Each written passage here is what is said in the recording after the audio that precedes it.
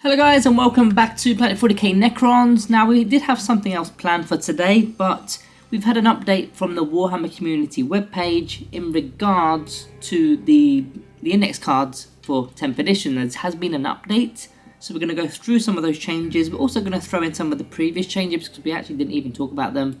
So we're going to get straight into this. Let me just get my page ready. So the first one, this is one of the old ones, the C'tan Command Barge. The leadership went to 6+.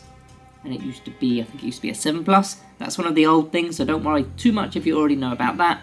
Now one of the newer ones is the Cryptothralls. Now unfortunately they have been nerfed, only slightly. Their systematic vigour used to work, the fight and death ability used to work for the entire unit. As soon as they lost the model, on a 3+, one of the models in the entire unit could still fight, so your Lich Guard could still fight. That no longer is a thing anymore. It's now only going to apply to the actual Cryptothrall models themselves and not the Lich Guard or the Warriors or whatever else you've got in that unit. So slightly unfortunate there. Are they still an auto-include? Yes, I do think they are. They soak up so much damage from their Feel No Pain ability that I think they're still definitely worthy of taking in any list. But that is one of the newer changes. Another new change was from the Obelisk. I know you guys aren't really using the Obelisk and I'm not either. End of 9th edition I definitely was, but 10th edition kind of stinks.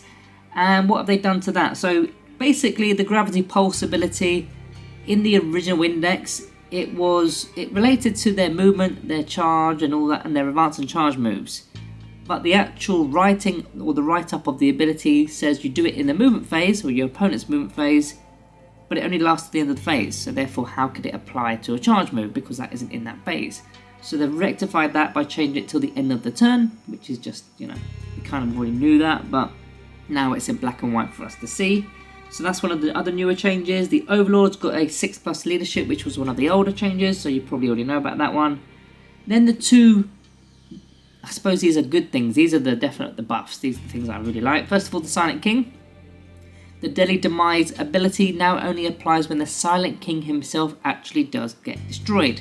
So previously, whenever a Tricol Menhir got destroyed, it was d6 plus 3 in terms of a Deadly Demise or an explosion if you rolled a 6 to explode.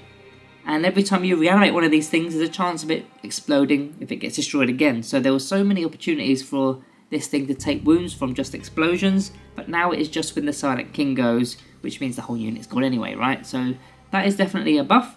But the final buff is the most important one, which is about the Transcendent C'tan Shard. Now the Transcendent C'tan Shard in a 2k list I think is virtually an auto-include.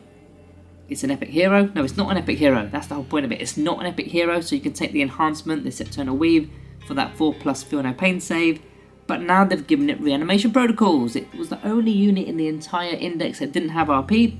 It now has it, so therefore you can link it with a Canoptic Reanimator perhaps, for double reanimation protocols. And that I think is, well, it's already huge without it, but it's even more huge with it now. That's a huge deal for Necron players. Now obviously with the advanced ability that it has, I can't remember the name off the top of my head, where you can advance and basically appear anywhere on the battlefield more than 9 inches away. Of course you may not be within range of a Canoptic Reanimator, but in itself he has the ability now, reanimation protocol, so in your own command phase you're going to be getting D3 back. So that's a really good thing. Overall, I think the changes are good.